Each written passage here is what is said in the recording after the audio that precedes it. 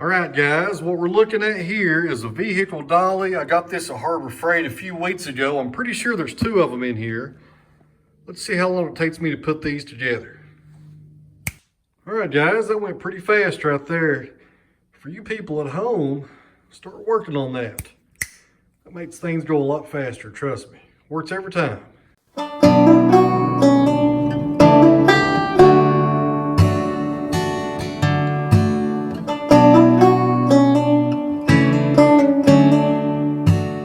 Back to the sawmill, friends. Before we get started today, let me take you all up here and show you something you probably already noticed here on the channel. I am really excited about this attachment, friends. This right here is the TYM BY85 backhoe that will go on the back of our 574 TYM tractor.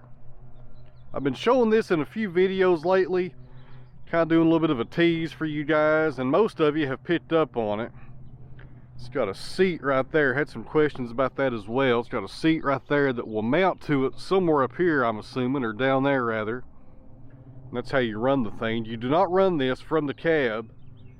You put the outreaders down and you get out and run it from the back. Man, it's nice out here today.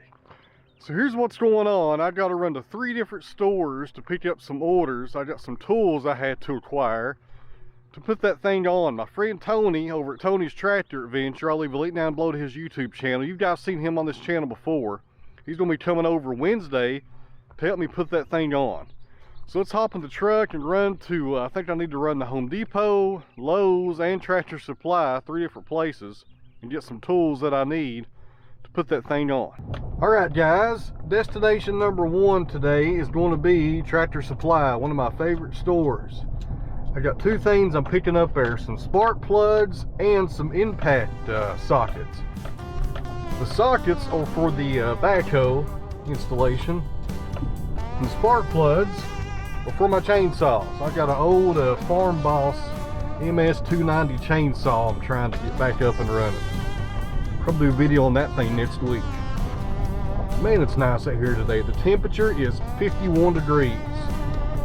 Nice weather for races, guys. Nice weather.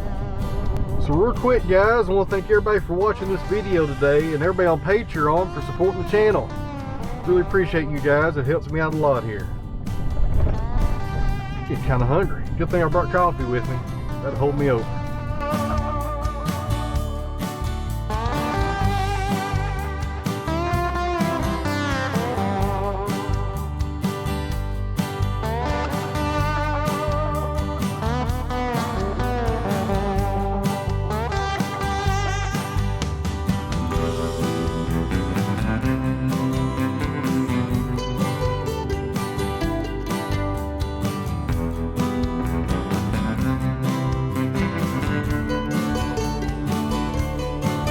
Guys, stop number 2, Home Depot. I need an impact wrench. I was talking to Tony and he asked me if I had one, and I couldn't believe I didn't have one. That's one tool I don't have. It's hard to believe. I thought I had about every tool you would need in a sawmill. So, pick one up here at Home Depot.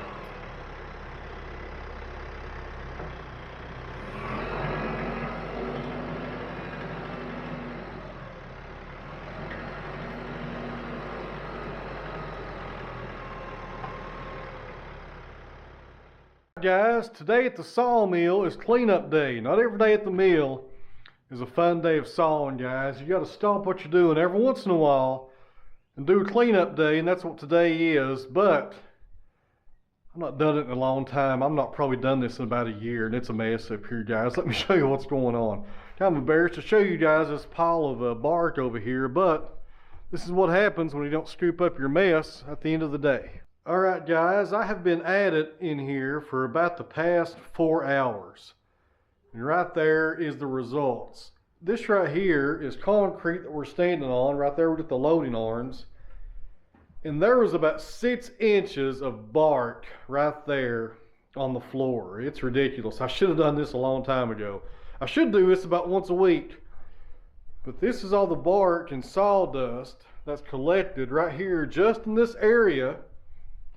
Over the past year, I think it's been about a year since I've done this. Got one scoop right there in the bucket on the TYM, the rest of it's piled up right here. Now something else that's interesting here, I can also now see my leveling feet right here on the mill, or the outriggers rather. And check it out. That one right there is not even on the ground. No excuse for that. I think what's happened, as the sawdust got deeper in here and the bark, I compensated by raising up the outriggers, and look at the arms right here.